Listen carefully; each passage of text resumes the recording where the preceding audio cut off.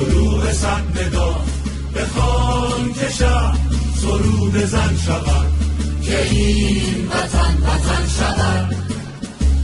شبا هنگام میان کوچه ها به در کوبد به نوبت شما. برادرم که سنگر من است چو سایه سال روشن است. اولین کار که باید بکنیم سندی که از کمیسیون اومده دیروزم بحث شد، ما اول تصمیم میگیریم در مورد مبنا بودن این سند. میپرسم رفیقایی که میخوان در مخالفت این به عنوان سند مبنا صحبت کنن کسی هست؟ خب وقتی که مخالف نیست این به معنی اینه که پذیرفته شده است از طرف کمیته. این سند اعلام میکنه امروز با سند مبناست. خب پایه رأی تامینه و این عنوان سند مبنا رأی آورد. خب عزیز ما به ترتیب ماده های بنده های آلترناتیو بود.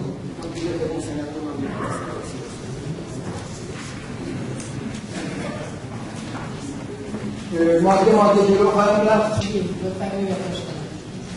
اولین پیشنهاد رو باید میشه، اولین پیشنهاد که حذف بود اون پس گرفته شد. صفحه همون 57 پیشنهاد دوم مربوط میشه به بند 2 از سند مبنا. پیشنهاد برای افزودن به رنگ آبی در یک پاراگراف اومده که من وقت میگذره اول چون میکنم که فقط بدونم داستان چیه. 3 در چشمانداز بلاواسطه موجود گذار از جمهوری اسلامی جز با برکناری ها متصور نیست. این ارزیابی برای هند ما به مثابه یک نیروی تبلیغ‌خواه و کارمندجو به این معناست که در راستای برکناری جمهوری اسلامی با اتکا به قدرت مردم و نهادهای مردمی و مبتنی بر اصل مسالمت عمل کند.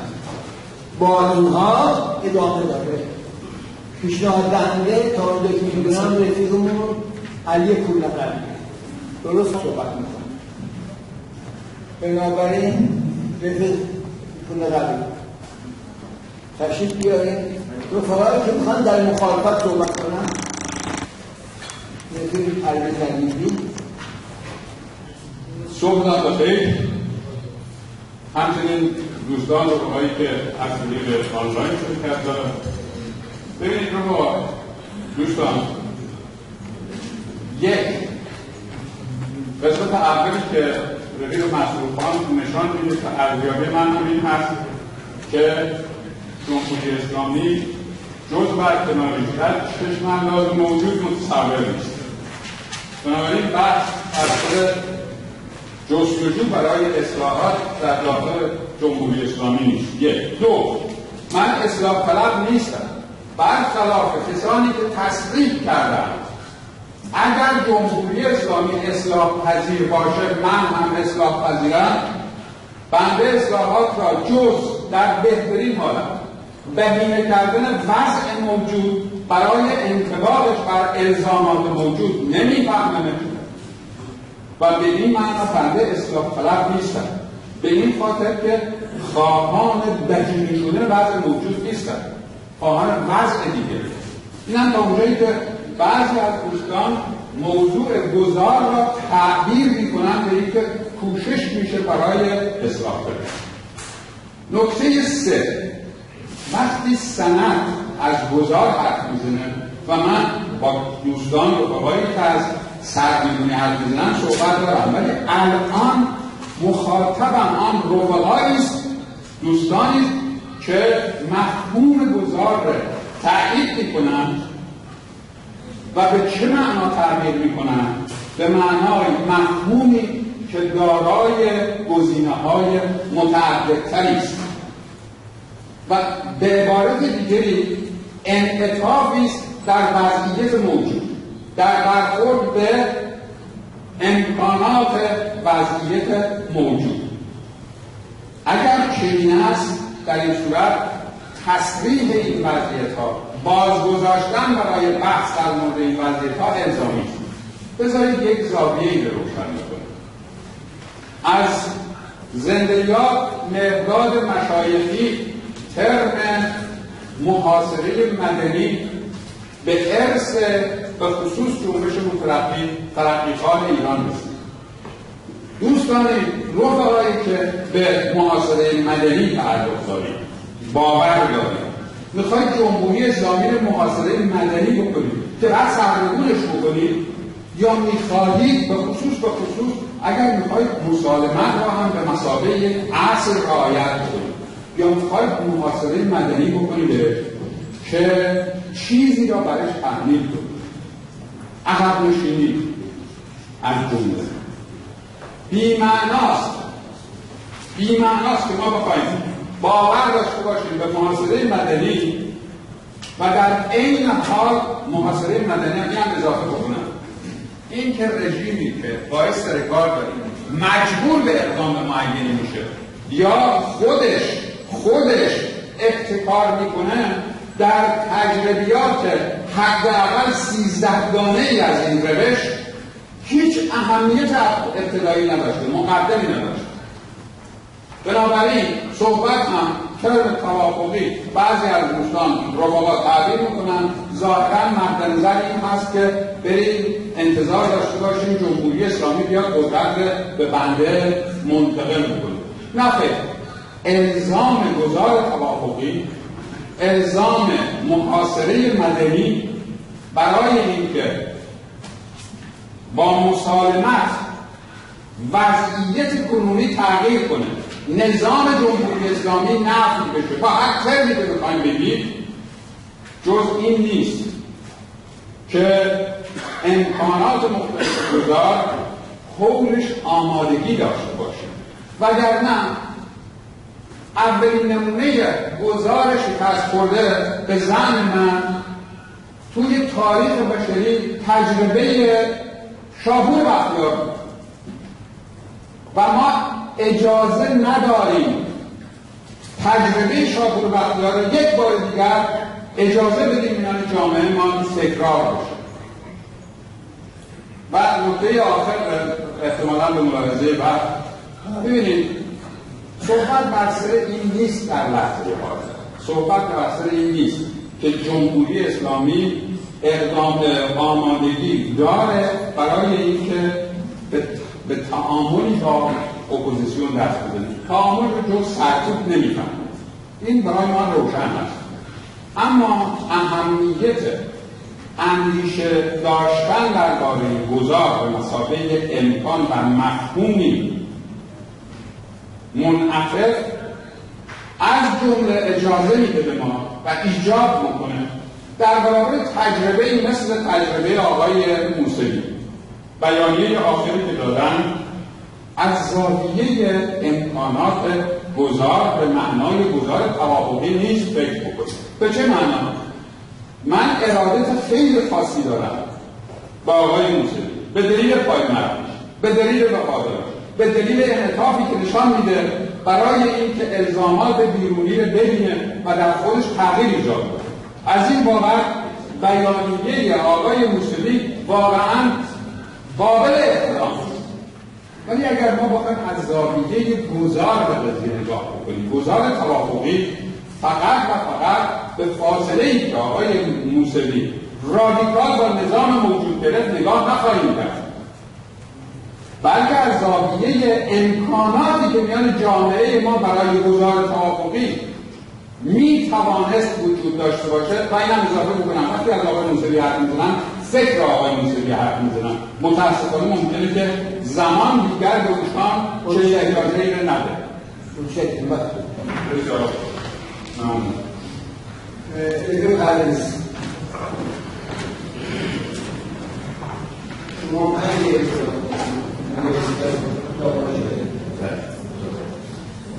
سلام عرض می‌کنم، صبحتون بخیر رفقا و دوستان عزیز. ببینید صحبت‌هایی که رفیقمون صمد می‌چینه، نتیجه‌ای که ازش میگیره نتیجه عملی نیست. یا این جمهوری اسلامی، این چیزی که ما میشناسیم این وای میسته، توهمی نداریم که این خودش بکشه کنار، ولی یک احتمالی شاید وجود داشته باشه در یک شرایط ویژه‌ای یه سری اتفاقی بیفته. ما الان بحثمون رو بذاریم بر اساس یک شرایطی که خودمونم نمیشه، ارزیابی ما اینه که چنین چیزی نمیشه. الان منم به من میشناسم اصلاح طلب نیست، روشن فکرش نیست، نداریم ما علاقه خوشبختانه توی این ما کسی که فکر بکنه که در درون جمهوری اسلامی میشه اصلاحاتی انجام داد که جامعه رو تغییر بده و یک حکومت دیگه‌ای رو که ما خواهانش هستیم در ایران. این به این معنا نیست که ما برای اصلاحات مبارزه میکنیم. ما هر روز در کنار مردم می‌دونیم برای بهبود شرایط زندگیشون برای اصلاحات مبارزه میکنیم. اصلاحاتی که مورد نظر بحث میشه در درون جمهوری اسلامی تغییراتی رو وجود بیاد، اصلاحاتی رو وجود بیاد که ما رو به سمت دموکراسی برد. آقا این جمهوری اسلامی من دیروزم گفتم هر نوع نرمش، هر نوع کوتاه آمدن، هر نوع عقب نشینی برای حفظ نظام جمهوری اسلامی متصور انجام بده، ولی هیچ نوع عقب نشینی که وجودش جمهوری اسلامی رو بذاره کنار تن نخواهد کرد. این آب در هاون کوبیدن، این که فکر بکنیم که جمهوری اسلامی در محاصره اقتصادی و محاصره مدنی قرار میگیره، فشار میاد از نظر بین‌المللی، از نظر داخلی میاد خودش رو به رأی میندازه. مطلقاً این خواستیان جمهوری اسلامی خودش رو به رأی نخواهد گذاشت. میمونه این که خب بله نخواهد گذاشت، مثلا اینطوری فکر میکنم میپذیرم، ولی اینکه خب یه بخشی از این حکومت ممکنه همراه بشه. بله این هست، یه بخشی از حکومت ببینه که حکومت داره میره میتونه کودتا بکنه، همین خامنه‌ای که دستگاه بکنه بیت شهر از بین ببرن، ولی اون نظامش رو حفظ بکنه. ما شریک همچین تحولاتی نمیشیم. در درون جمهوری اسلامی با هیچ کس نمیتونیم همراه بشیم. کسی که از جمهوری اسلامی ببره و بیاد به سمت مردم قدمش می‌کنه، یعنی علیه نه برای جمهوری اسلامی در شکل دیگری بدون امر باقرار. در اون صورت ما وظیفه‌مون افشای اون تحرکی که اونا میخوان بکنیم. بنابراین من شدیداً با این مسئله که ما بر اساس یک فرض محال در یک بحث صرفاً نظری که آقا وقتی از گذار صحبت میشه، گذار اشکال مختلف داره، در فرانسه اینطوری فرانسه هر کنه این جمهوری اسلامی که ما باش داریم چنین وضعیتی رو اجازه نخواهد داد. من دیروز گفتم جمهوری اسلامی وابسته به هیچ قدرتی نیست. این یک جریانی از این پارانتزی در این تاریخ بشریت باز شده که در قصه 40 سال طول کشیده. بنابراین این به توصیه این فشار اون نمیره که همه چیزش خطا میکنه برای قدرت شد. مافیا در قدرت، مافیا از این قدرت دست نخواهد کشید. پس گذار چی میشه بوده را بکشید بزنی زمین. این جمهوری اسلامی باید از بین بره. اسم این براندازی بعد براندازی، سرنگونی بعد سرنگونی، ولی ما میگیم گذار مسالمت‌آمیز این یک طرفه است. ما دست به قهر میزنیم، ما مبلغ مبارزه مسلحانه نیستیم و نیستیم. شما ببینید کردستان محاصره کردن با سنگین‌ترین سلاح‌ها زدن، دو تا حزب اونجا که مرکز همکاری احزاب کردستانی هستن مسلح هم هستن، ولی هشدار دادن به مردم که در این راه نیفتید، عمل مسلحانه نکنید و مردم هم پذیرا کنید. بنابراین ما مبلغ قهر مبارزه مسلحانه نیستیم.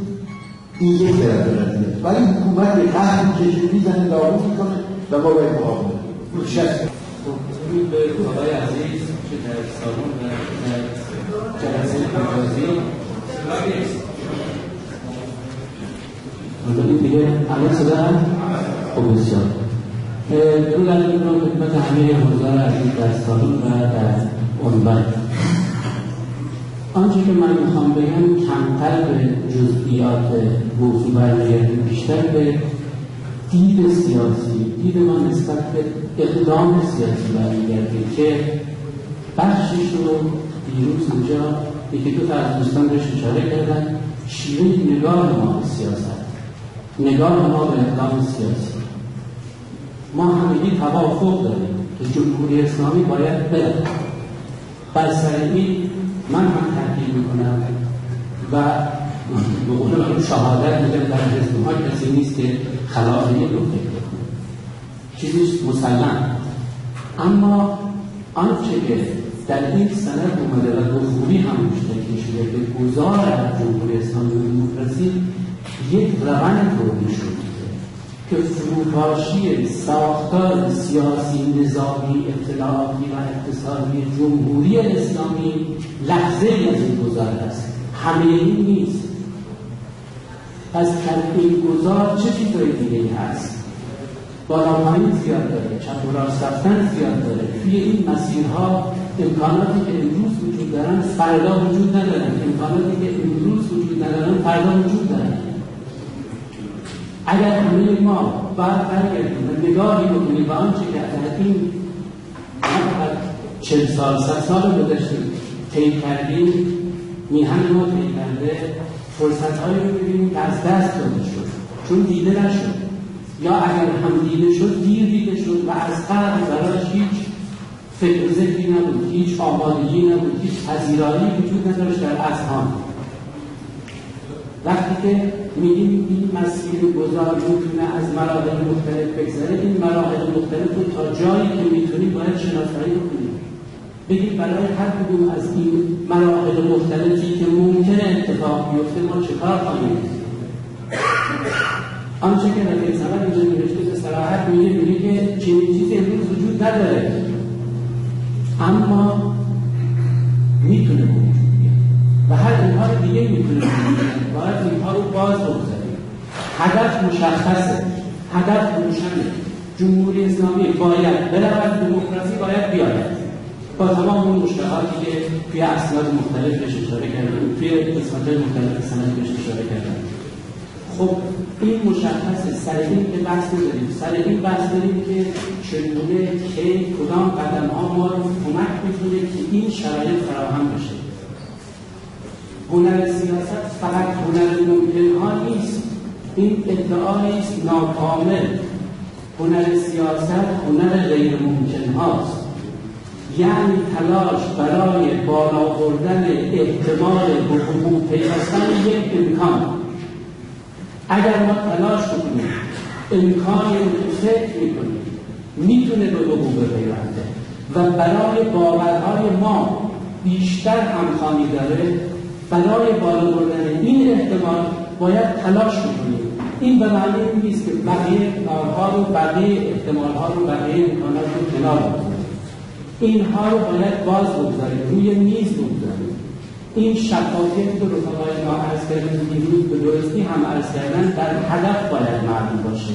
در قدم‌ها شما باید سناریوهای مختلف روی میز بذارید و الا مثل جنبش زن، زندگی و آزادی غافلگیر خواهیم شد. ممنون. خب روحای من با حرفای سند به لحاظ متدولوژی، به لحاظ سیاست ورزی کاملا موافقم و با طرحش کاملا موافقم. این تفاوت رو اینجوری باید حل بشه. ببینید صدا میاد. خب ببینید این که واقعا تحول در ایران در سندی که خودش با خدا معرفی میکنه چه چیزهای، چه شانس‌هایی میتونه وجود بیاره، هیچ کس حق نداره اگه برنامه‌سازی سیاسی، فرد سیاسی اینا رو از پیش ببنده بگن غیر ممکنه. فلان نخیر ممکن است چرا دیگه اتفاق بیفته، ولی سند سیاسی ما این رو برای همین حالا سند ارائه میکنیم، سیاست در میاد از این و ما پشت سیاست هستیم. جمله‌ای که سمت آورده میگه که منتفی نیست که با تأمین مبارزات مردم تغییر و توافق علیه حکومت حتی در آینده نزدیک این بار داره. این عملاً آنچه که سند در تیترش و در مایه و جامایه‌اش تمام ترکیبش چیه؟ ترکیبش بسیجه، وسیع‌ترین نیرو برای به محاصره انداختن جمهوری اسلامی است. یعنی اولویت با این سند سنگینیش بر اینه. بنابراین این پیشنهاد که گفتم به لحاظ درسنامه، به لحاظ متدولوژی درسته و حتی من فراتر میرم که بله ما نه این که فقط منتظر بشیم از آسمان بیفته، نیروی سیاسی همون با فشار قرار دادن کمک میکنه که شاید همچین امکانی هم گشوده بشه، ولی در حال حاضر تاکیدش کنیم سرش رو کجا میکنه. و همین دلیل این پیشنهاد در اینجا سند و سیاست که میخواد به دستور کار قرار بده و به جامعه اعلام بکنه تصدیق. بنابراین اینجا نمیشه اون چیز نیست که پشتش اینجور کافی نیست. ما این ادامه نمیدیم رأی آورده، یعنی رأی حائز شده میشه 50% و در نتیجه وارد سند میشه. پیشنهاد سوم، پیشنهاد بازم مال علی پول نقبیه. چقدر پیشنهاد کنیم؟ خب پیشنهاد صفحه 60 همون اولش پیشنهاد به جای بند 10 که بند 10 این سیاهه، اینجا پیشنهاد به جای بند 10 آبی اومده خیزش دیماه 96 و آبان 98 برخواسته از وضعیت فلاکتبار کوهستان و طبقه متوسط فرودست، کارگران و زحمتکشان در سال‌های گذشته به جهت بحران اقتصادی و سیاست‌های مخالف به حکومت زندگی گروه‌های فرودست جامعه وخیم‌تر شده و زمینه را برای خیزش آنها فراهم آورده است.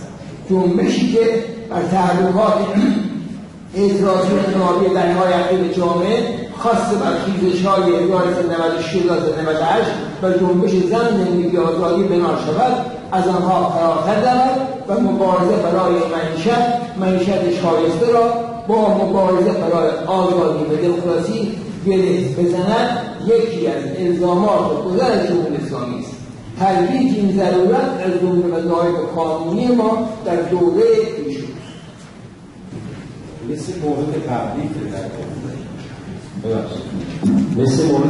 که رفاقا رأی دادن، ما الان مثلا میگیم به دولت‌های قبلی صحبت کنیم با اونا و بگیم که جنبش در کار استدلال ما این جنبشی در کار، بعد ما دنبال این هستیم که خودمون چجوری برگردیم دیگه. ما اینو اونجا مطرح نمی‌کنیم، اونجا ما میگیم کار دیگه. در این مورد فرمولبندی هستش که متفاوته. فرمولبندی‌های این هستش که باید توافق نبود. رفیق مثل ترکیبات ویژه‌ای داره، این ترکیبات ویژه رو بقیه کمیسیون نداره و همین خاطر گفتن که اون فرمولبندیش بیاره به رأی جاشه بشه.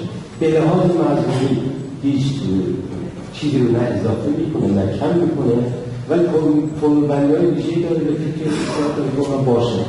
وگرنه من ندیدم توی کمیسیون کسی با در مورد مفهومی که در اون بند اومده و تو این بند تکرار شده باش مخالفت کرده باشه. اصل کار اینه که در یک کمیسیون با بعد از این سری بحثا ما به یه نتیجه واحد برسیم، ولی اگر رفیقم بخواد که نتیجه اون چیزی که اون اختصاصی میذاره به عنوان نظر خودش، نظر آسیباتی میذاره، ولی بیان بگی که مثلا چه چیزی اونجا نیست که اینجا هستش. من اینو نمیدونم، اینو دلیل نمیدونم. بنابراین از نظر من اون فرمولبندی بالا دقیق‌تره، جمع‌جورتره، و با مجموعه سند همخوان‌تر این بندی به نظرم یه مقدار متفاوته. از این نظر من خودم شخصا موافق نیستم که این جایگزین یکی بشه. حالا نظر رفقای دیگه هم هستن تو کمیسیون و من شخصا این کار نکردم، یعنی خود کمیسیون به این زمینه نظری داشته که اونو ترجیح کرده کلن اعضای کمیسیون. مرسی. این رو دیشب در اون بحث آزاد من اساس نظر من نحوه نگاه من به جنبش زن زندگی آزادی بیان کردم. من معتقد نیستم که جنبش زن زندگی آزادی یک جنبش فراگیر و ابر جنبش است.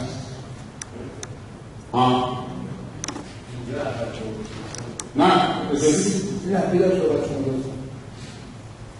این تصور که یک جنبش فراگیر داریم به خودی خود نافی این است که برای گذر از جمهوری اسلامی به جنبشی که از این فراتر خواهد رفت نیاز داریم.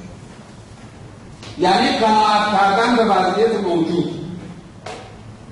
مشکل فقط این هست که یک جنبشی در فرمولاسیون کمیسیون یک جنبش زن زندگی آزادی اینجا وجود داره، یک جنبش کارگری یا برای معیشت هم اینجا وجود داره.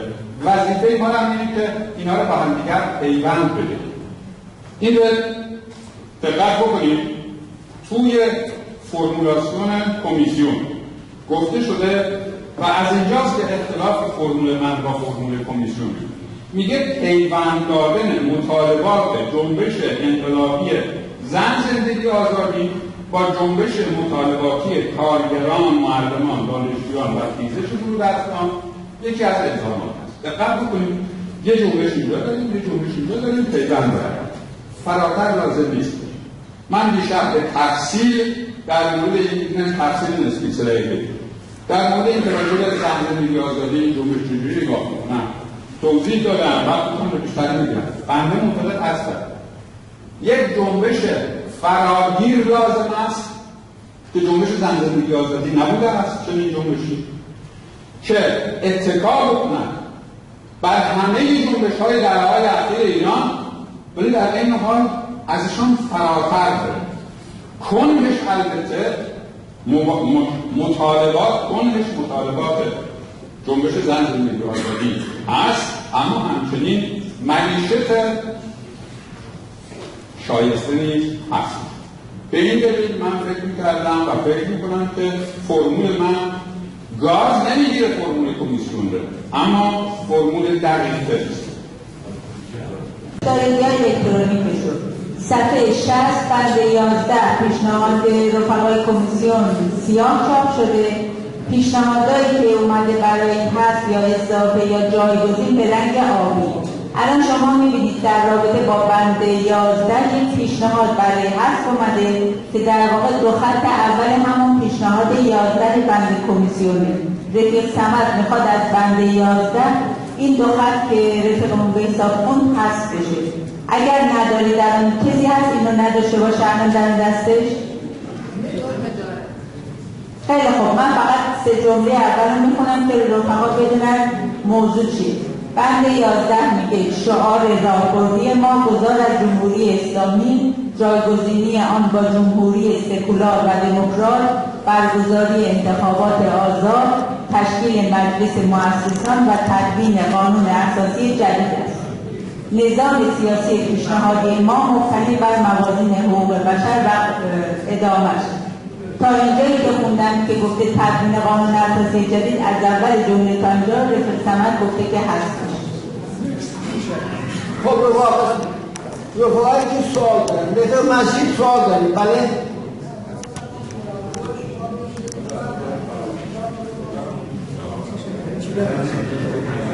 چشم، چه میگه؟ الان سلام میگه. خب رفیق احکامی شما سوال داریم؟ پس سوالی ندارم. متشکرم. رفقایی که در مخالفت با این میخوان صحبت کنن مخالفت با هست.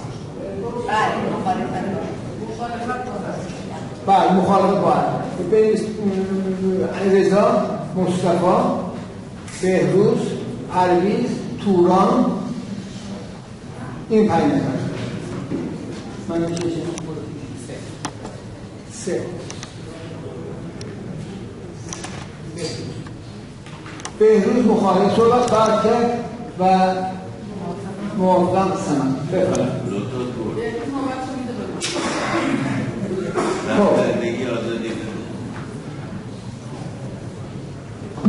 خب امیدوارم موضوع پیشنهاد روشن باشه.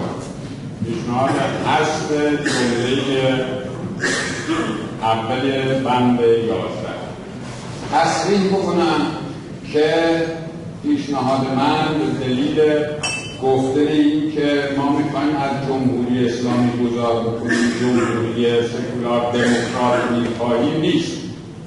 مخالفتان و پیشنهادم باید و مذاکرات توی کمیسیون گواه است که وقتی بحث بر سر تیتر پیش آمد یک لحظه برهه‌ای توی کمیسیون بنده پیشنهاد دادن تیتر سند بشه گذر برای جمهوری سکولار دموکرات. این روشن باشه.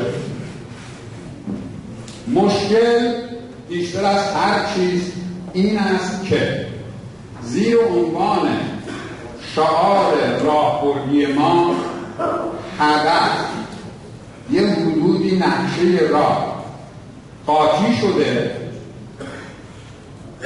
بی آنکه دو مورد گرهی در ارتباط با راهبرد توش آمده باشه. رفیق بهروز که میخواد مخالفت بکنه توی کمیسیون یک اقدام کرد برای رفع این دشواری. رفیق بهزاد هم یک اقدام کرد برای رفع دشواری و رفقا متوجه شدن که این فرمول به لحاظ اینکه قاطی کرده به لحاظ اینکه شعار راهبردی نیست متوجه شدن، سعی کردن رفعش بکنن، متوجه شدن که دشواری گنده تر شد. من مایه صمیمانه میگم که رفیق بهروز از کوشش خودش برای تصمیم این فرمول حرف بزنه. یک دو ببینید رفقای عزیز، من آقای شریعت مداری و شورای مقدس شورای مدیریت گذار را این فهمیدم که متوجه هستم میخواد گذار مسالمت آمیز باشه، میخواد فروپاشی باشه، نیاز به یک دولت موقت هست. حالا اسمش میذاری مدیریت گذار، اما عمر بعضی دولت‌های گذار در انواع سرنگونی، در انواع تغییر رژیم‌ها گاهی وقتا چند سال بود. علاوه بر این شیلی هنوزم تا هنوز گواه آن است که داره کوشش میکنه که قانون اساسی تنظیم بکنه. اصلا میان تجربیات مختلف ما این کیفیت نداشتیم که یک دولت سرنگون بشه، بعد یک انتخابات آزاد گذاشته بشه، بعد هم قانون اساسی تکمیل بشه. جالب این هست که اگر اشتباه نکنم توی اندونزی ابتدا قانون اساسی توسط دولت تصویب شد، بعد انتخابات آزاد گذاشته شد. ما با یک مجموعه‌های متنوعی مواجه هستیم. و نکته آخر رو عرض کنم. نکته آخر ببینم همین باز هم خطابم به اون رفقایی است که معتقد هستن به محاصره مدنی. واقعا محاصره مدنی جزئی از استراتژی شما نیست که قایر میان این فرمول. بنابراین لطفاً دقت داشته باشید. مخالفت من برای حذف به منظور دقت بخشی‌های اکیدی است که این فرمول ایجاد می‌کنه. از متشکرم. بفرمایید.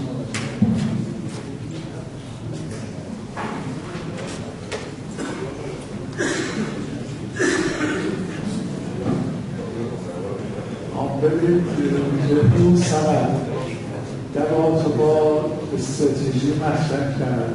آره این در این شعار تنها نمیتونه اون معلومه‌هایی که استراتژی سیاسی فرقی داره تماما در بر می‌گیره. خب این آنچه که در اینجا اومده در حقیقت شعار راهبردی هست، نه استراتژی.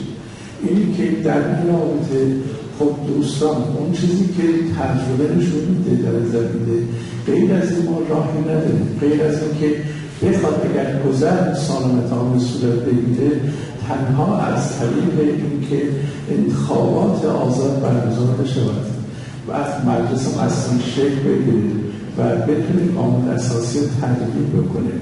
راه‌های دیگه‌ای که شما باید در نظر دارید ارائه بدید تا مشخص بشه.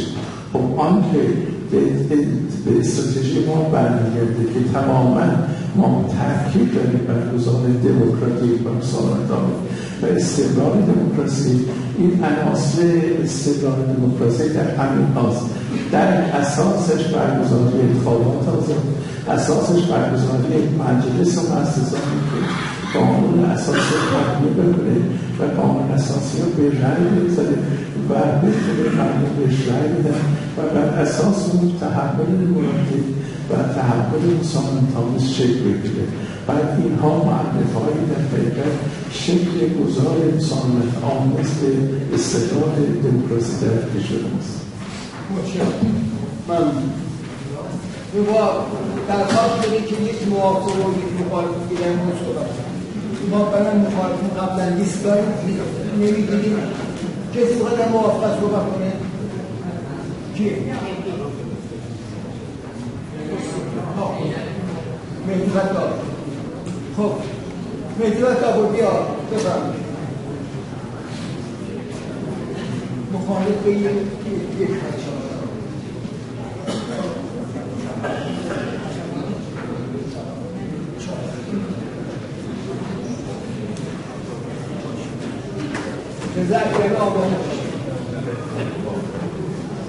ببینید حرفایی که اینجا نوشته شده حرفای صحیح است.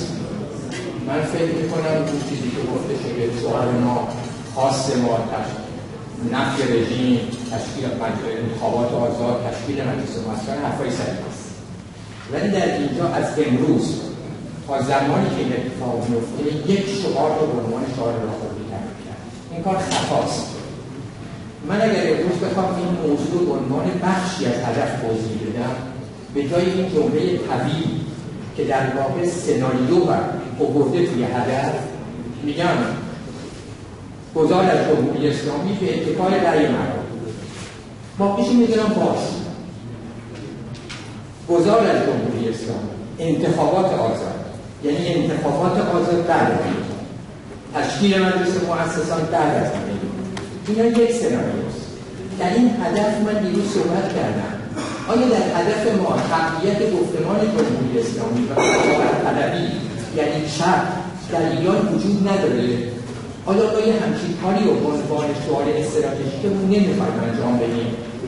آیا به جز گذار از جمهوری اسلامی ما نمیخوایم ایده های گفتمان جمهوریت به مفهوم رأی مردم، دموکراسی به مفهوم مشارکت مردم در حیات سیاسی و سکولاریسم به مفهوم جدایی رو در خواستهای استراتژیمون بیاریم؟ آیا زمانهایی به این نتیجه نخواهیم رسید که بعضی از این عناصر از نظر شعار به دلیل شرایط سیاسی در ایران وزن بیشتری پیدا میکنه؟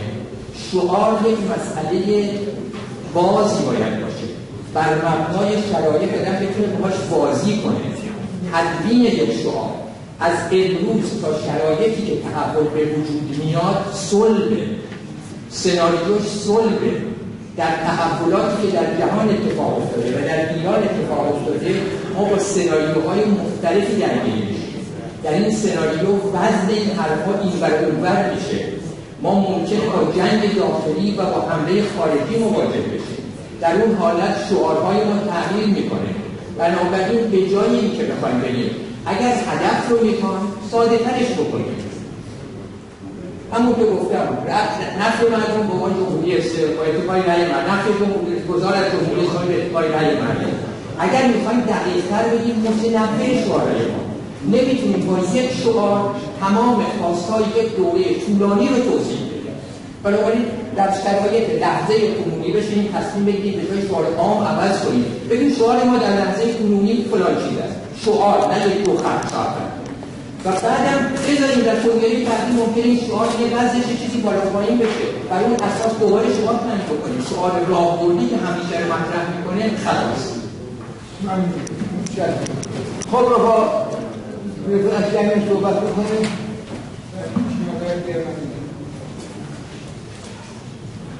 رفیق مستمند از شیعی و دور دنیا صحبت کردن، از تاریخ ایران صحبت نمی‌کنه.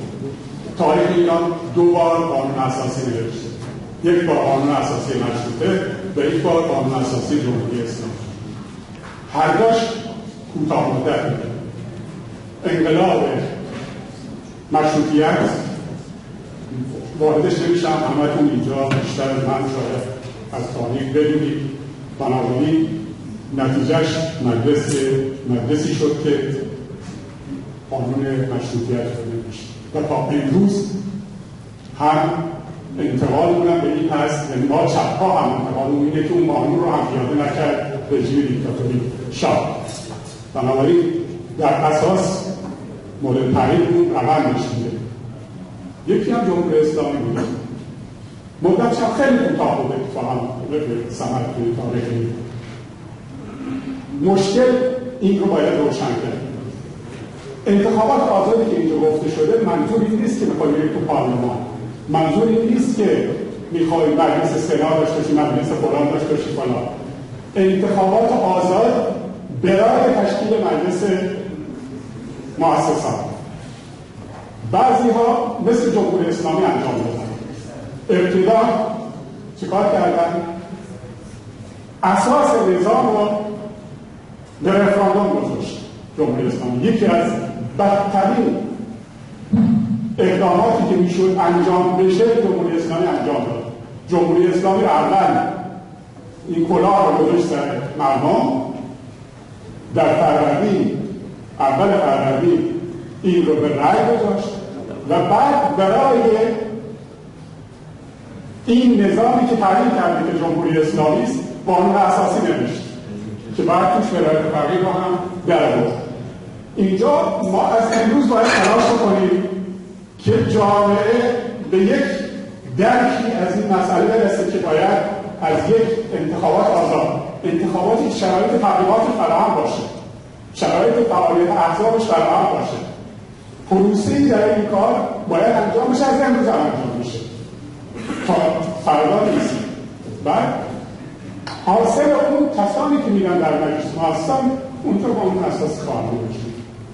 ولی اگر ما این رو اینجا حس بکنیم، به نظر من کلیدی ترین تصمیمیه که این کنگره بخواد بگیره که نامونه مثلا شما اگر که 3 ماه کنگره یا 6 ماه کنگره رو بگیرم چند ماه جلو کشیدید، به خاطر یک شرایط ویژه‌ای بود که جلو کشیدید. اون شرایط در کجا خودش رو باید نشون بده؟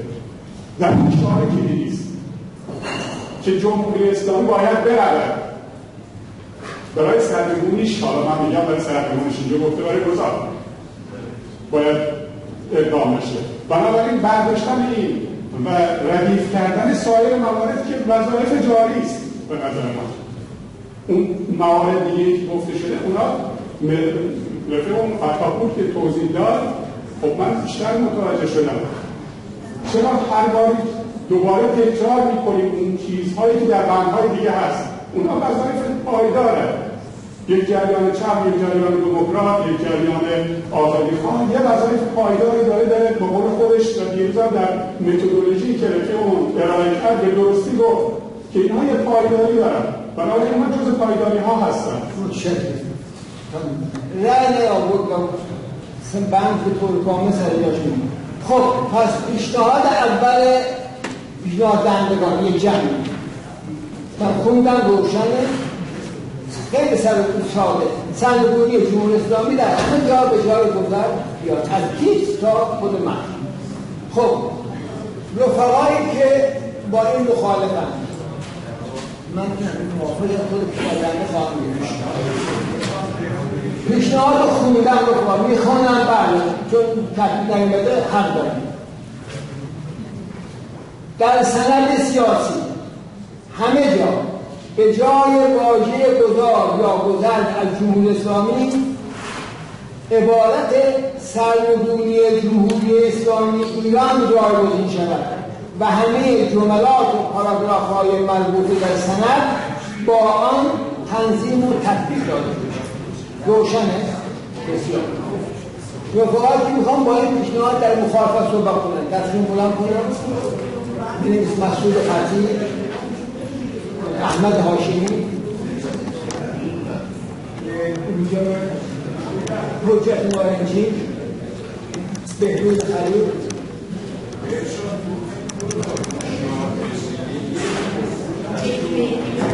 یک میدیم جلو عزیز من. نه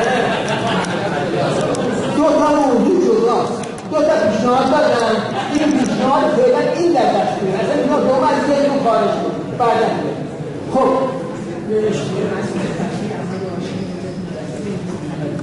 آقایی که پیشنهاد دادن به خودشون سیونی روشن بکنن. کیا هستن؟ رحمان، سیامک، عزیز بلوچ، این سه نفر بین خودت توافق می‌کنید. چیزه یکتا علی رضا یکتا محشی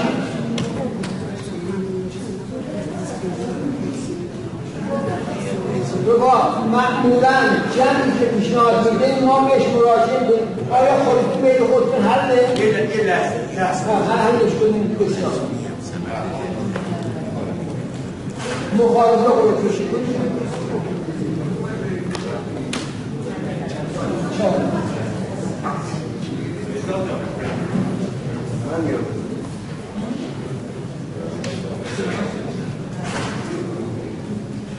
دو احمد هاشمی رفیق سیاه بفرمایید، رفیق قدرت صحبت کنید.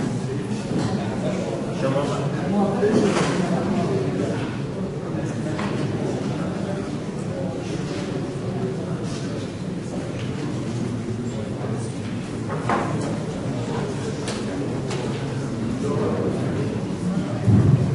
سلام عرض می‌کنم خدمت رفقای عزیز. صبح میگم همچنین به صبر خودم از مهمان‌هایی که امروز تشریف آوردن تیم اسلام گروه حزب دموکرات کردستان ایران رفیقمان پرویز مختاری از همبستگی جمهوری خوش آمدید. رفقای گرامی، ما بر این باور هستیم که جنبش انقلابی زن زندگی آزادی فراز بی‌بدیلی از روند مبارزات 44 ساله مردم ایران علیه نظام مستبد و دیکتاتوری جمهوری اسلامی است. اکنون مردم ایران در عرصه‌های مختلف، چه به لحاظ فرهنگی، چه به لحاظ اجتماعی، چه به لحاظ سیاسی، کلیت نظام نشان گرفتند و خواهان عبور از کلیت نظام هستند. ما نیز به مسابقه یک حزب سیاسی چپ بایستی از این فرصت استفاده بکنیم در همراهی با مردم برای گذر از کلیت نظام جمهوری اسلامی روشنی و صراحت بیشتری به ادبیات ما بدیم. موضوع سرنگونی جمهوری اسلامی غیر قابل تفسیره، ولی گذر و گذار اینا هنوز ممکنه یادآور موضوعاتی باشه که از این شفافیت بیاره پایین، از این صراحت بیاره پایین، به نفع ما نیست. ما این رواج‌ها کاراکتر میدیم، ما این رواج‌ها تفاسیر معینی گاهن خودساخته میدیم. همه دنیا وقتی مردم اون کشور به حدی برسن که اون سیستم نمیخواد، برانداختن، براندازی، سرنگونی رو کار میبرن. اگر رفقایی با این مخالف باشن که مبادا توی رو خشونت بکنن، رفقا مگر شما تضمین دارید در گذار ما به اعلام کردیم گذار مسالمت آمیز، یعنی در واقع مدافع شکل مسالمت همه جای سفر ما بده، مگر تضمینی وجود داره در اون گذر به قهر کشیده نشه؟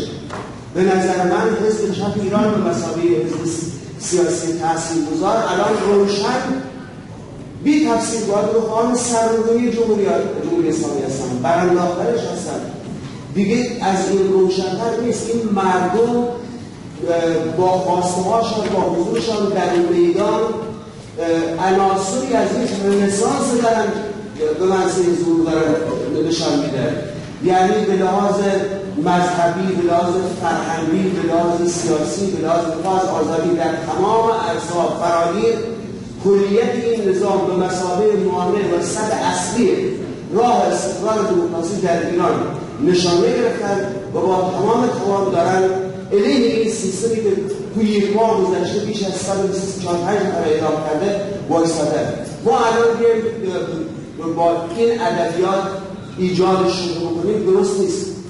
ما موافق برانداختن جمهوری اسلامی هستیم، موافق سرنگونی جمهوری اسلامی هستیم. بدیلش هم در سند آمده و ما زحمت کشیدن. شکل گذار هم پرهیز از خشونت در سند به اندازه کافی آمده. به نظر من ما باید با گردن برافراشته این اعلام بکنیم، اصلا لعنت نداشته باشیم از این بگیم گذر یا تفسیر بکنیم که هر کدام از اینا معانی و تعریف خودش داره. نه، این معانی و تعریف ما داریم به این کلمات میدیم. در عرصه جهانی چنین نیست. در نتیجه من تقاضا این هست همراهی با مبارزات مردم ایران اکنون در این هست که در این موضوع اساسی روشن و سریع ما بگیم که خواهان برانداختن یا سرنگونی جمهوری اسلامی است.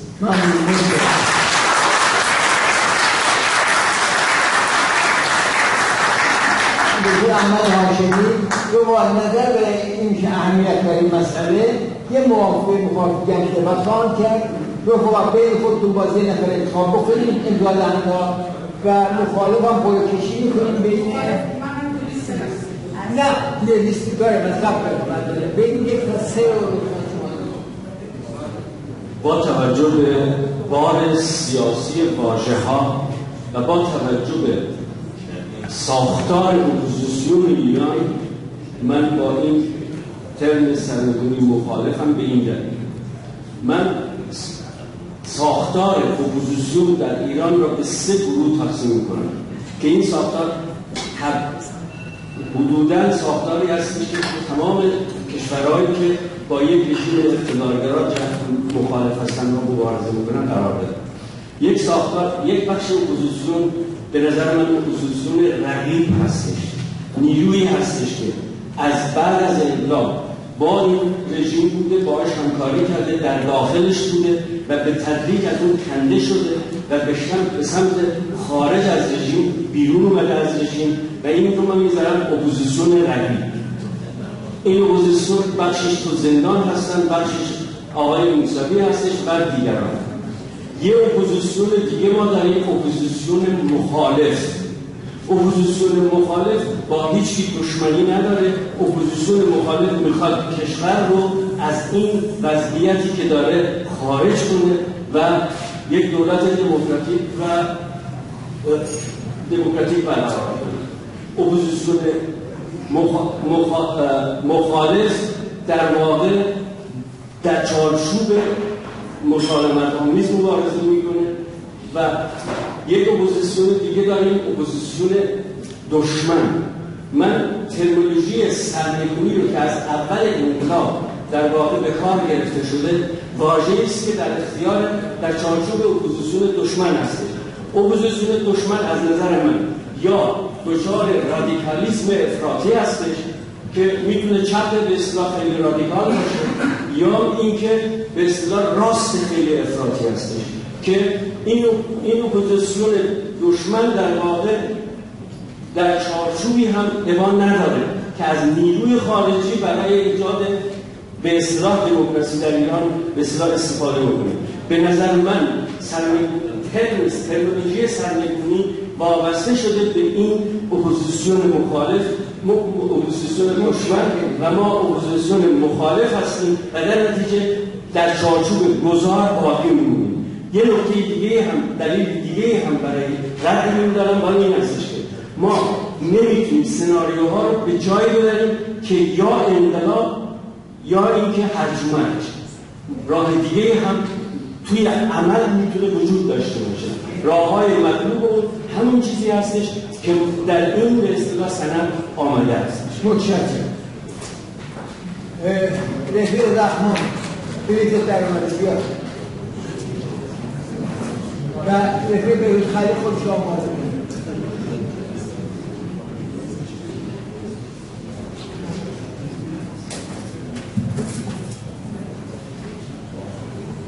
با سلام و خوشامدی به مهمانان و دیگر رفقای حاضر و مجازی. ببینید رفقا، بحث اینجاست. ما می‌نویسیم گزار. یکی از اشکالاتش اینه که این گزار تفسیر برداره. در جلسات که ما داشتیم از کلمه از واژه گزار تعریف‌ها و برداشت‌های مختلفی ارائه شده. ما به عنوان یک جریان سیاسی نمی‌توانیم از واژه‌ای استفاده کنیم که حق هست به ذنب خودش نشیدارش. ما باید به طور قاطع بگیم چه می‌خواهیم و چه خواستنمان را در راستای شرایط امروز جامعه و خواستهای این جنبشی که در جامعه وجود داره، از جنبش‌های صنفی معلمان گرفته تا جنبش زن زندگی آزادی و اون بخشی که امروز می‌بینیم که هرچه بیشتر شرایط اجتماعی او را به خیابان آوردن نزدیک‌تر می‌کنه. ما با تعریف‌هایی که نمی‌گوید ما چه می‌خواهیم بلکه باز می‌گذارد که دیگران هر چه را خواستن از آن بیرون بکشند، برای یک سیاست سیاسی این تعاریف رو شاخصتری می‌گذاریم. ما می‌خواهیم به طور قاطع اعلام کنیم ما یک جریان براندازیم، ما یک جریانی که این حکومت را نمی‌خواهیم و شکل برانداختنش را ما هم تعیین نمی‌کنیم. جنبش اجتماعی تعیین می‌کنه، شعارهایش را ما تعیین نمی‌کنیم. ما نباید ارادانه به جنبش اجتماعی نگاه بکنیم. جنبش اجتماعی امروز خودش حتی خودش را میزند. ما میتوانیم حرفهای اون را فرموله کرده و تبدیل بکنیم حرفهای جنبش اجتماعی را. ما نمیتوانیم اراده کنیم که جنبش چه بگوید یا چه نگوید. عقب نشینی از شعار سرنگونی جمهوری اسلامی به هر شکل و تحت هر واژه‌ای این را می‌رساند که ما هنوز هم به بخشی از جنبش، به بخشی از حکومت نظر داریم، چنانچه در همین سند پیش از اصلاحات بندی در این رابطه آمده بود. این خطر را اینجا من به شما گوشزد می‌کنم که نگذاریم این فکر در حزب ما پایه بگیرد که هنوز در جمهوری اسلامی کسانی هستند، جریاناتی هستند که با ما هم پیمانند و خیلی خوبن، سرشان سر شیر است و دونشان رو پلنگ است مثل آقای موسوی. ممنون.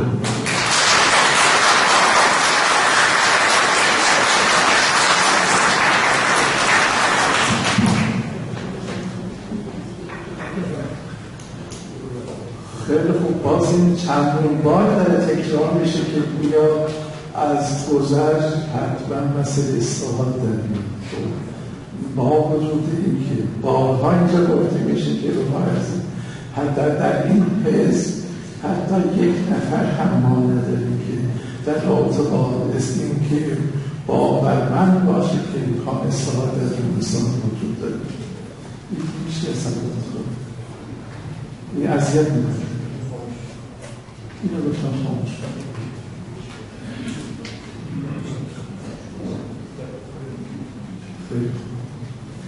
یک نکته دیگه که رو عزیز این که این توفیق که داده میشه و مسئله سرنگونی این وصله هست بر این سندی که نوشته شده.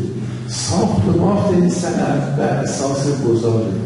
منطقی این بود که رفاهی که یک همچون نظری داشتن، من این که سندی دیگری تبدیل می‌کردن بر اون پایه، نه اینکه سندی که در اساس بر پایه گذار یک بسته نامجوری بزنن که هیچکدوم با هم همخوانی نداره. سوم مسئله بر رفاه از یک طرف مطرح میکنه که ما معتقد به گذار قهرمانیسم و خشونت نیستیم. از طرف دیگه بر سرنگونی دارن تاکید میکنه و این که به درستی هم احمد عزیز رو هر کدوم از اینها واژه‌های شناخته شده است، نه اینکه ما داریم تعریف میکنیم. در سطح جهانی در بین نیروهای سیاسی مفاهیم شناخته شده وجود داره. سرنگونه مفهوم خودش داره، توزیع مفهوم خودش داره. هر حزب با این واژه‌های استراتژی خودش رو داره معرفی میکنه. اینکه ما از ابتدای حیات نصف رو مسئله گذار سیمای این حزب ساختیم. تغییر این سیما، تغییر این وارد کردن این پیشنهاد به منزله تغییر سیمای این حزبه. سیمایی که در طی 5 سال شناخته شده، مناسبات رو وجود آورده، خودش رو معرفی کرده و ما میخوایم در جایگاه دیگه قرار بگیریم، در حالی که همش هم تاکید میشه که ما به غرب منتقل هستیم. پس برای چی دارید این موضوع مطرح میکنید؟ وقتی که غیر از شما کسی دیگه این چیز رو میبینه، این موضوع میبینه، غیر از این نمیتونه ذهنش به این بخش نرسه که او یا حزب چپ ایران به این نتیجه رسیده که گزار مسامحتان کنار گذاشته و میخواد قهر رو به کار ببره. خواد به جریان دیگه که به قهر معتقد هستن، اونها به درستی استراتژی خودشون رو این گذاشتن به اعلام میکنن. ما با این تناقض نمیتونیم زندگی کنیم. این تناقض، من همینجا به طور روشن به شما بگم، حزب به تناقض خواهد کشون، به کشاکش خواهد کشون، مشکلات عدیده در حزب شکل خواهد داد که نتیجهش نامعلومه. خب و اینه که این رنگ، این نظر کاملا در اهمیت داره برای حزب. خب آن کسانی که در حزب اومدن عمدتاً بر این پایه وارد حزب شدن، جریانات 3 تا جریانی که بعد اومدن اون حزب تشکیل دادن، تمام گذشتهشون رو نگاه کنید، بر اساس مسئله گذر بوده، در اساس زنده بوده. با این نظر اومدن به این حزب، اینم برای همه ما اهمیت داره که بتونیم هویت‌های تاریخی خودمون رو، سیمای تاریخی خودمون رو حفظ بکنیم. نه اینکه یک بار بدونیم که بحث جدی در تشکیل شده باشه، بدونیم که من تو مطلب داخلی نوشتم یک مطلب جدی در مورد اینکه چرا ما باید واژه سرنگونی به کار ببریم بعد تو مفاهیم ننوشتم. با همین یک پیشنهاد میخوام سیمای حزب تغییر بدم. درست منطقه اینه که در یک پروسه وارد بحث گفتگو بشید، مطلب بنویسید، نقد، ما هم نقد بکنیم، شما نقد بکنید، در یک پروسه بیایید وارد رأی‌گیری بشید. نه اینکه در جا با یک پیشنهاد میخواد سیمای حزب تغییر بده. والا هیچ حزبی با حیات خودش چنین سرمایه‌دارانه برخورد نمی‌کنه. خب اینه که من متاسفم که یک همچون شیوه‌ای در حزب ما داره شکل می‌گیره که بعد در جا میخواد با یک پیشنهاد یک تغییر دگرگونی جدی در سیمای حزب به وجود بیاره. پیشنهادم اینه که درست و منطقی است که ما یک روند بحث گفتگو را پیش ببریم، حاصل اون بحث گفتگو رو به رأی بگذاریم، اون طبعا منطقی خواهد بود و بعد هم اون موقع میشه که در حقیقت سلام و درود صبح خیر به مهمانان، به رفقای عزیز، به رفقای داخل مجلس. درودی دوباره به جنبش انقلابی زن زندگی آزادی. رفقای عزیز، بهروز خلیل درست میگه، ما میخوایم تحول، تغییرات به وجود بیاریم. دقیقاً درست میگه. چرا جنبش زن زندگی آزادی داره تحول وجود داره، انقلابه. ببین سمت میگه انقلاب کجا بوده؟ جنبشی بوده، یه جنبشی مثل جنبش. نه، انقلابی که در جریان، در خون این جامعه زیر پوست جامعه داره حرکت می‌کنه. انقلاب زن زندگی آزادی هدفش هم برانداختن، هدفش هم سرنگون کردن. معنی آقای شجریان داری این معنی رو من نمیگم، من معنی رو براتون میخونم. معنی که میگه در واقع با سرنگونی، میگه سرنگونی به معنای خلعیت کردن نظام حاکم است. خیلی صریح و مشخص. نه خلعیت کردن نظام حاکم، یعنی خلعیت کردن نظام جمهوری اسلامی از تمام اون چیزایی که به ما نسبت دادن که یعنی نه تنها تعریف شده است، این ادبیات سازمان‌های چپ بوده از قبل به خاطر یک دوران کنار گذاشته شد. الان شرایطی که دوباره جامعه الان مهمترین مسئله‌ای که وجود داره در گذار و توضیح داده شد و ما مخالفش در واقع به این صورت هستیم که شفافی اینی که در درون خود این که وقتی اومدن نشستن صحبت کردن همین رفیق صمد و وقتی 4 نوگذار و تفسیر ازش کردن. حداقل خود رفیق صمد میگفت 8 تا، ولی تو اون جلسه من 4 تاشون توجه شد. یعنی هر اون چیزی که رفیق رحمان با هر کس به ذهن خودش میتونه از گذار برداشت کنه. شما بگید ندارید رفیق بهروز خلیل شما رو باید با این سند بفرستیم هر کجا که توضیح بدید گذار شما مورد نظر شما چیه که حزب چپ منظورش همون برانداختن، منظورش همون از بین بردن.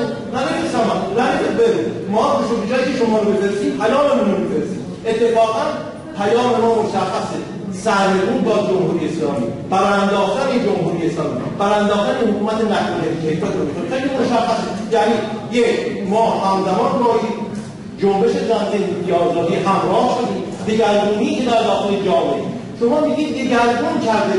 ببینید چه صحبتی هست. میگید جنبش زن زندگی آزادی جامعه رو از لحاظ فرهنگی، از لحاظ اقتصادی، از لحاظ سیاسی، از لحاظ اجتماعی دگرگون کرده و داره که جنبش زن زندگی آزادی مهر زنانه خودشون برای این چیز بزنه.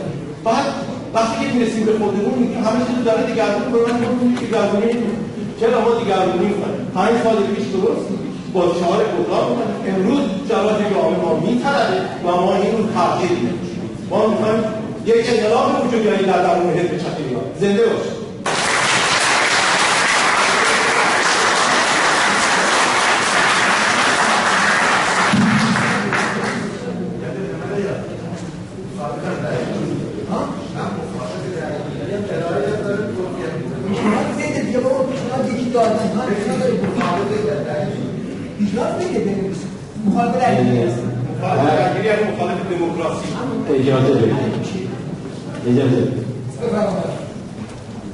این جنبش راهزاد یه عده‌ای از رفقای ما بودن که فکر کردن که این جنبش همین برداشت حکومت رو میبره و ما میریم. یه عده‌ای دیگه هم بودن که این موجی اومده میره. متاسفانه این رفقایی که این شعار رو میدن هویت ما رو میخوان عوض کنه. ما جمهوری اسلامی نمیخوایم جمهوری اسلامی باشه، ولی خودمون رو به یک شکل از گذار از جمهوری اسلامی منحصر نمی‌کنیم. ما این شرایط تعیین میکنه که چه اتفاقی میفته که جمهوری اسلامی میره، نه ما اراده گرایی برای چی؟ هویت این جریان رو که با نیروهای بسیار وسیعی هم در ایران هم در جاهای مختلف دیگه رابطه داره و با این هویت خودش رو معرفی کرده و پاش روی زمین سیاست ایران گذاشته، با یک کلمه میخواید تغییر بدید، انقلاب میخواید بکنید، چرا سند ننوشتید؟ من به عنوان یک کسی که تنظیم کننده این سند یا یکی از تنظیم کنندگان این سند بگم بهتر هستم، مخالفت کردم حتی در تیتر برکناری بیاد، ولی در متن اومده شرایطی ممکنه پیش بیاد برکنار بکنیم، شرایطی پیش بیاد که سرنگون بکنیم، شرایط دیگه ممکنه در ایران به وجود بیاد که یک سیاست دیگه اتخاذ کنیم. این چه منطقیه که اراده گرایانه میخوایم که همه چیز رو عوض کنیم، به قول معروف هویت این تشکیلات رو عوض کنیم، تبدیل کنیم به اون چیزی که شما تصوری از اون دارید. رادیکالیسم این نیست.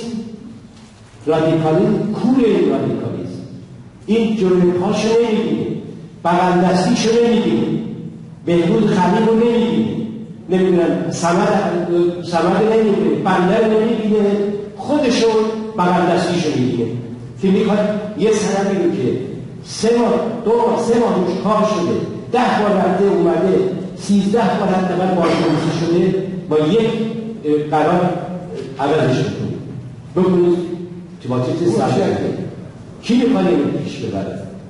کدوم نیرو که این تشکیلات میخواد این شعار شما رو عمل بکنه؟ مگه میشه هر چیزی رو تصویب کرد گذاشت شده یک کسی که بره اونجا اجرا نمی‌کنه، چیزی که رأی دادید که برید چیز به قول معروف اتحادیه اروپا بشینید بگید که ما حق بازگشتمون رو از جمهوری اسلامی میکنیم. یه ذره وقتی رأی میدید فکر کنید روش، پیشنهاد میدید فکر کنید. من خواهان دست گرفتن یا عدم رأیگیری در مورد این سند هستن، این چیز هستن، این رسم شعار هستن و پیشنهاد هستن. فکر میکنم این پیشنهاد اگر مقابل میکنن بکنن باید روش کار بکنن، بنده رو قانع بکنن، بغل دستیشون قانع بکنن که این شعار به جای اون درست‌تره. اون موقع بنده مقصد شما هستن با اون بحث میکنن، اگر قانع شدن همین کار میکنن، پیشنهاد میکنن این رأی نداریم. خب این اگه به رأی نداریم ما رو به شکل من این قرار رو قرائت میکنم و این قرار رو میگیره در موردش تصمیم میگیره و میبینیم. قرار کنگره در مورد پیشنهاد مطرح از سوی بخش از رفقای کنگره تصمیم میگیرد دو نکته. این پیشنهاد از سوی شورای مرکزی منتخب کنگره در سطح تشکیلات حزب به بحث گذاشته می شود و در پایان مهلت زمانی 3 ماهه مبتنی بر اراده تشکیلات پیرامون آن تصمیم مقتضی اتخاذ کنید. این قرار در واقع شکل همون مضمونی که رفقا مطرح کردند. آخرین پیشنهاد رفقا در مورد فدرالیسم من میخونم تا چقدر ما تو 10 دقیقه میشه وقت دارم، امیدوارم که به پایان ببریم. پیشنهاد میکنم در سند سیاسی کنگره فدرالیسم مناسب در این شکل عدم تمرکز جایگزین آنچه در سند است. فدرالیسم یکی از اشکال مناسب برای عدم تمرکز می باشد. روشن جلوه میگن که آنچه که در اون سند هست این بود: فدرالیسم یکی از اشکال مناسب برای عدم تمرکزه، بیاد فدرالیسم مناسب در این شکل عدم تمرکزه. کمک میکنید چون وقتمون بسیار شده در 4 دقیقه حد کنم. خب با سلام مجدد، من نظرم این هست که در واقع با توجه به شرایط ایران پذیرفته بودن کشور ما به اصطلاح یک سوال پیش روی ما میذاره: آیا بدون حل مسئله ملی حصول دموکراسی در ایران شدنی هست؟ امکان پیدا میکنه؟ به نظر من نه. برای این که مسئله ملی حل بشه 2 تا موضوع در صدرش هست: تمرکز زدایی، تقسیم قدرت سیاسی، توزیع عادلانه ثروت. اینا محورهای اصلیشه. شکلی که باید این بیانگر و نماینگر این مدل باشه، مناسب ترینش فدرالیسم که اختیارات به مردم مناطق میده، عرض شود که در حیات زندگیشان، در حیات سیاسی اجتماعیشان مشارکت مستقیم و فعال داشته باشه، مقابله با تمرکز زدایی که ازش استبداد میاد بیرون. به نظر من اکنون اگرچه در مورد فدرالیسم باید کار بشه، این صحبت جای خودش داره، ولی فدرالیسم برای کشور ما مناسب‌ترین گزینه است اگر بر این باور باشیم که بدون حل مسئله ملی دموکراسی قابل حصول نیست. دیگه الان متناسب با به اصطلاح جنبش انقلابی زن زندگی آزادی، من بر این باورم که بایستی ما همراهی ما با این مردم یک قسمتش در رساندن پیام ما به بیرون، به مردم، به نیروهای سیاسی هست، در صراحت و در شفافیت نظرات ما. ممنون. متشکرم.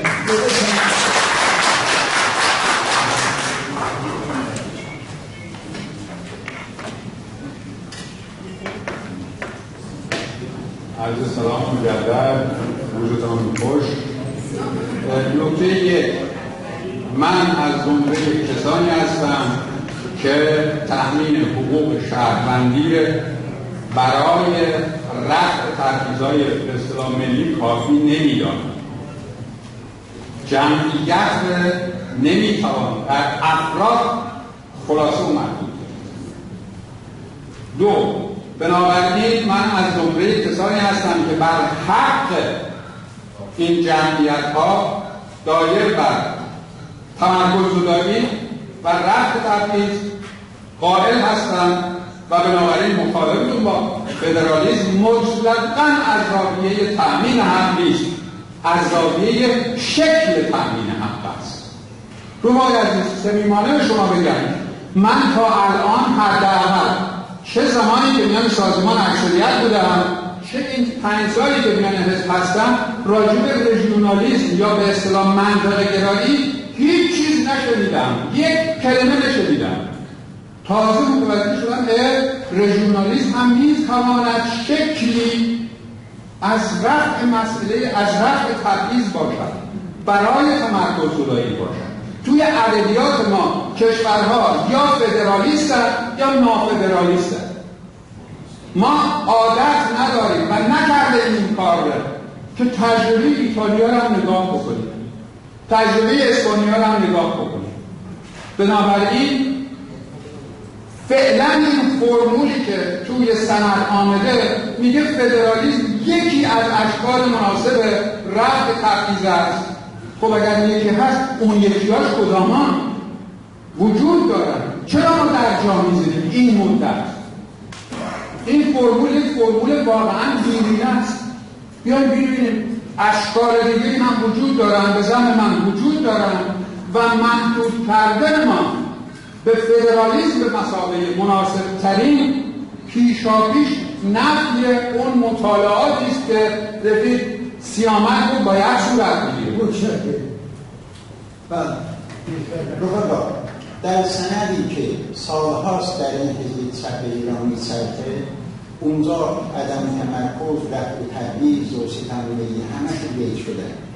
راه حلی که ارائه شده گفته شده فدرالیسم به عنوان یکی از اشکال مناسب یا همچین موضوع صریح باید صحبت کرد.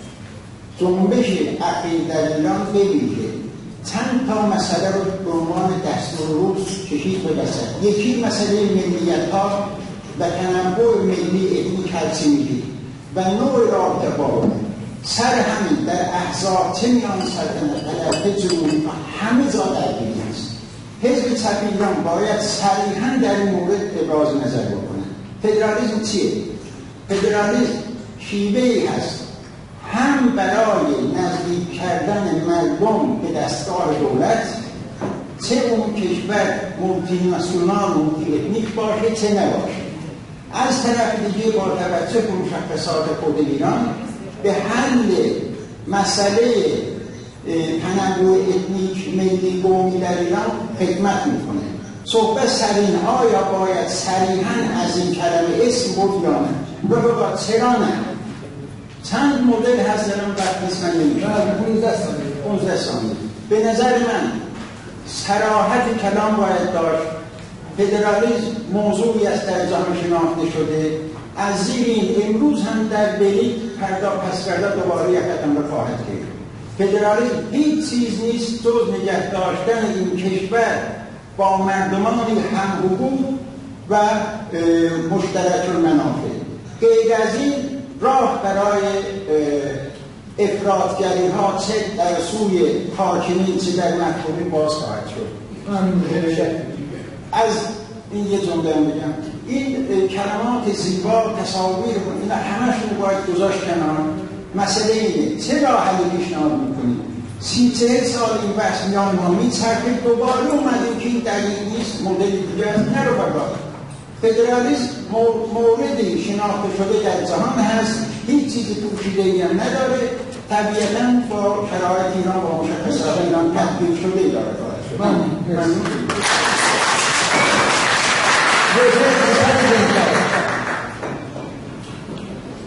اسمیشون در بله با خود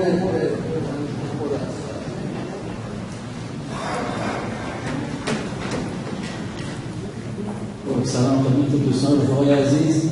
خدمت عرض کنم ما ببینیم در چه مواردی موافق هم دیگه هستیم، یعنی مشکل کجاست، اختلاف کجاست. در حزب ما فکر می‌کنم هیچ نیرویی باشه که مخالف این باشه که حقوق ملی باید رعایت بشه، حقوق ملی باید داده بشه و و حقوق شهروندی جایگزین حقوق ملی، حقوق ارقام میشه، چیزی نیست. حداقل من ندارم چیزی. به طور مشخص میباید این رو در نظر بگیرید که حقوق اجزای مختلف کشور ایران در مردم ایران میباید رعایت بشه و باید تضمین هم بشه. خب مسئله اینه که ما به چه شکل میخوایم این رو به رسمیت بشناسیم. رسمیت دادن این هم. ما در سندمون هم سندهای قبلی هست. ما بر عدم تمرکز تقسیم قدرت حتی در این سند نوشته شده تا روستاها تا جاهای مختلف، یعنی میباید این امر بهش تکیه بشه. ما میباید مضمون اون مفهومی که داریم، مضمون مسئله رو بتونیم روشن بیان کنیم. شکل رو بیان کردن که آیا فدرالیسم یا انواع اقسام‌زندگی به قول بعضی رفقا فدرالیسم شناخته شده است. خیلی چیزایی که هست ناشناخته است، شناخته شده نیست. نمونهش من در سوئد دارم زندگی میکنم، اونجا سیستم کمونال برگزار میشه، فدرالیسم نیست ولی همون کارکرد فدرالیستی رو داره.